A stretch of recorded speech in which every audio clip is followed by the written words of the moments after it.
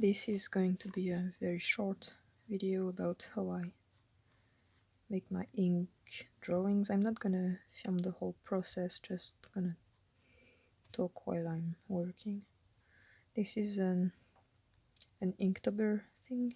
I'm sorry, yeah, I'm cheating. I'm starting them in advance because I want to make kind of complex things, and I'm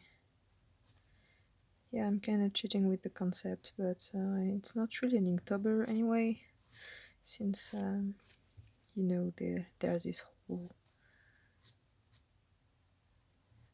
thing about the Inktober guy being bad and stuff. So this year I'm going with a list made by friends on a Discord chat, the Gallifrey Discord chat, and because I'm still in full special interest mode for Death Stranding, I'm doing a Death Stranding Inktober of sorts. So some people asked me in August how I was making my ink drawings while I was doing my Until Dawn Inktober in August thing, and asking how I was making them and what was my process. And I'm not good at explaining things, as you know, so I thought I'd just show how I'm making these things. And again, I'm not gonna make a full video, just film for a while, for a few minutes. It's really long to upload anything to YouTube with the connection I have, so a short video once in a while can be a good solution. So first I wanted to say thanks to the people who recently followed my channel, because obviously it's still not enough to be able to stream, but there's like 40 of you now, and wanted to say thank you, because I know it sounds ridiculous, that number, but for me it's a lot already, because I only just started this channel. And so yeah, thanks. Thanks for subscribing. I'm terrible at this, which is why I haven't made a channel before in all these years, because I'm not good at talking. So yeah, as you can see, I already have a general outline of what I want to make. I made it with pencil. A lot of people, professional people, make fun of me for using these criterium things, but instead of actual pencils. But I think they're very useful, because they don't make any mess. You don't have to carry a what's the name for the pencil sharpener with you.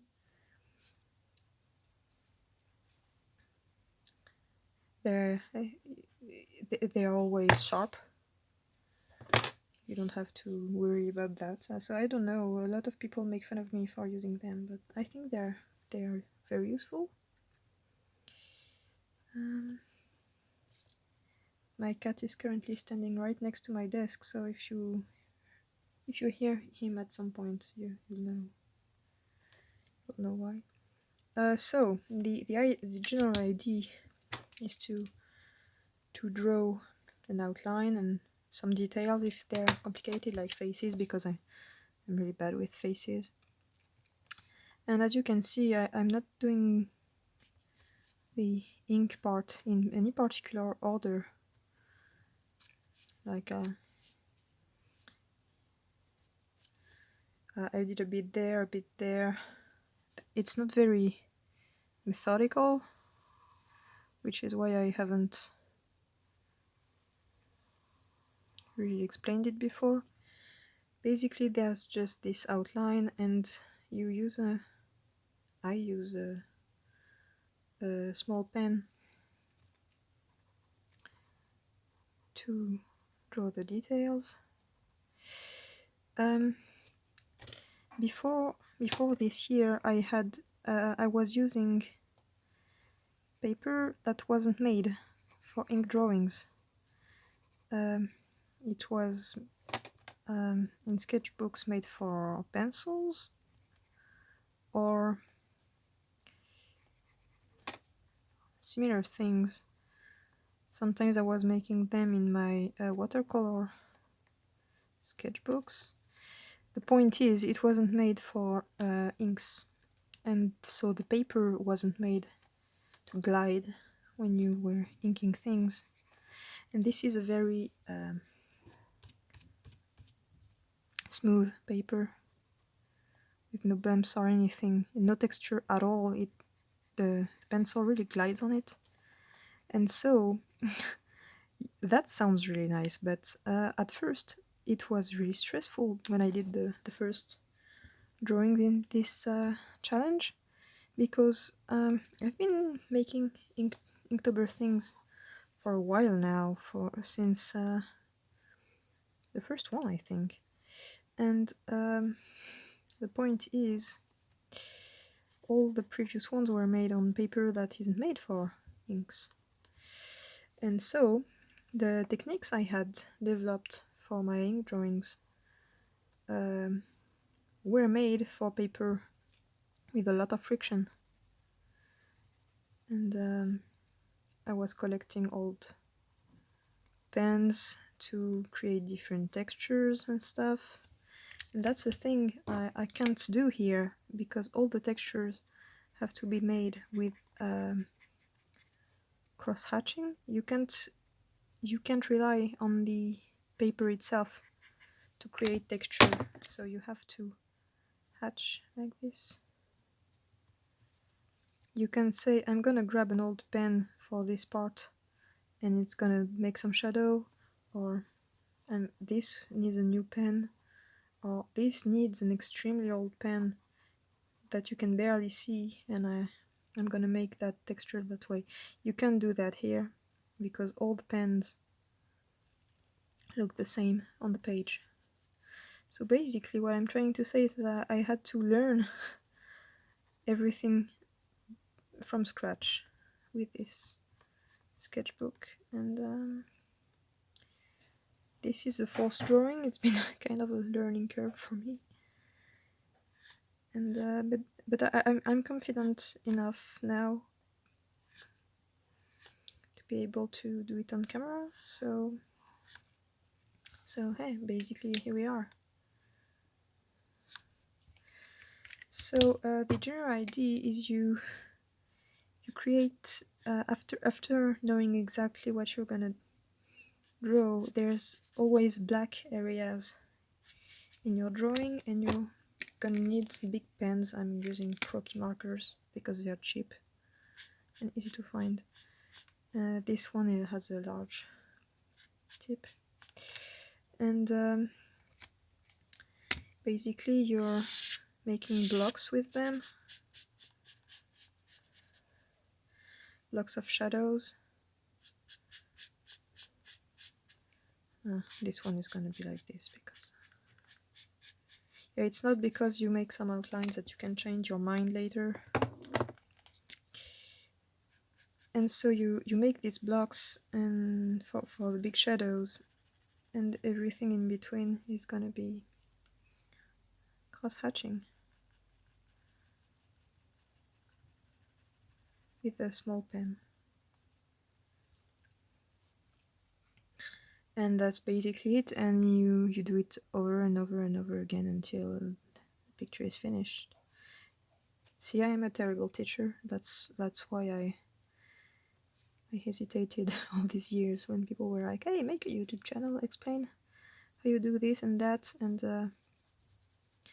when the explanation is like, here's how I do it. I just do it like that. It's not very interesting. That's what I'm trying to say. I guess the point is you can see how I do it and understand it better than if I was trying to explain it with words.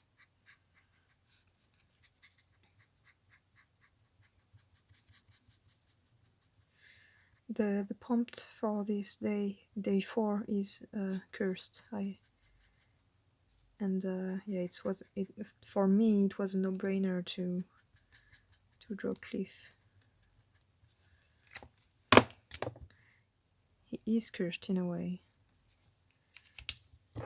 What the game did with his character was especially brilliant, I thought. Because he's first introduced as this mysterious guy you see in flashbacks when you're connecting with Lou, who isn't named Lou yet. And so you see him in this mysterious but benevolent light. And you're used to seeing him every time you leave the safe room, and it's like this little ongoing story and you want to know more about him, and you kind of grow attached to him. And then the game drops the chapter 4 on you, and you're in this purgatory / hell type of space, which is a beach where traumatized dead people with war PTSD end up, and their trauma and their nightmares coalesce to form this terrifying place where they fight for eternity. And the guy is there, and he's trying to kill you and steal your baby from you. And you're like, I thought we were friends. What's going on? So yeah, it was really clever, I thought. And I'm making very, very, very thin lines very rapidly to make some shadows, because I can do the texture thing I used to be able to make.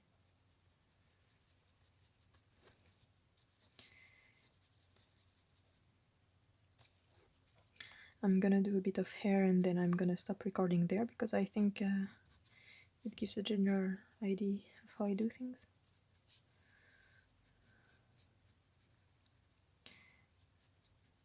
I already said that on another video where I was drawing the Death Stranding things, but Mads Mikkelsen's acting is, I mean, it's always really good, but there's good acting where you have good dialogue, and his dialogue wasn't exactly very interesting. The material he was given wasn't very, very interesting, and he really managed to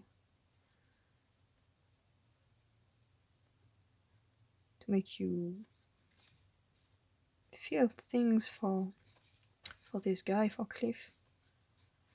Feel his pain and how confused he was and how unsure he was of everything. Did he make a good decision? Did he make a mistake?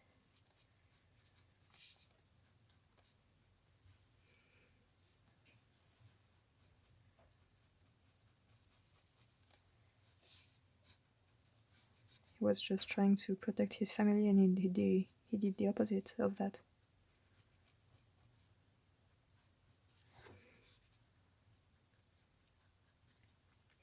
And there's this visual thing going on with him and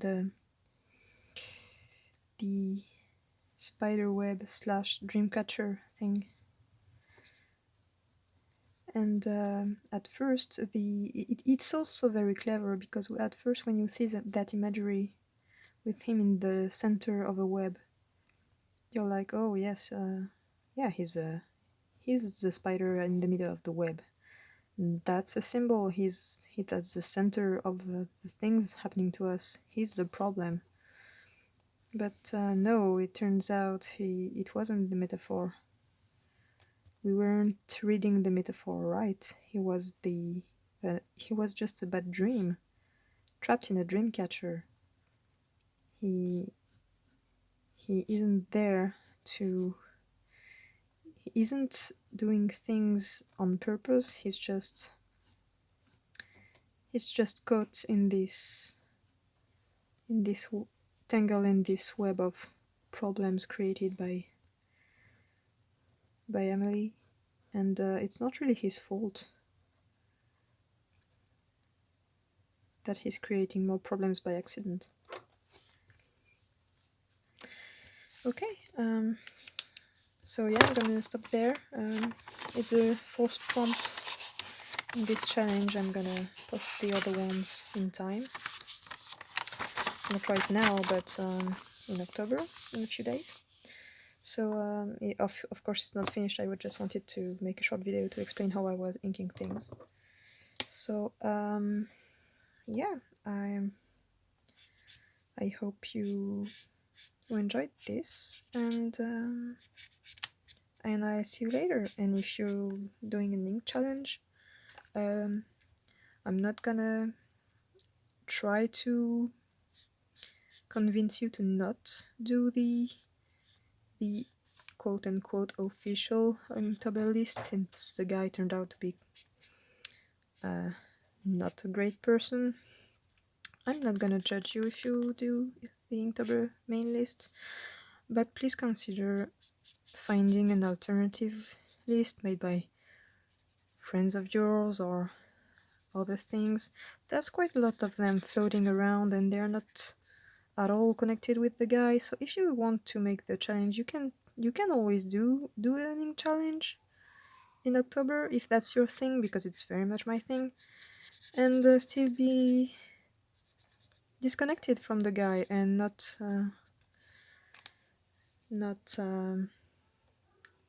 making free advertisement for him, basically.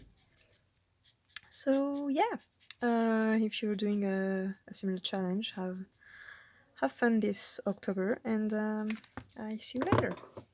Bye.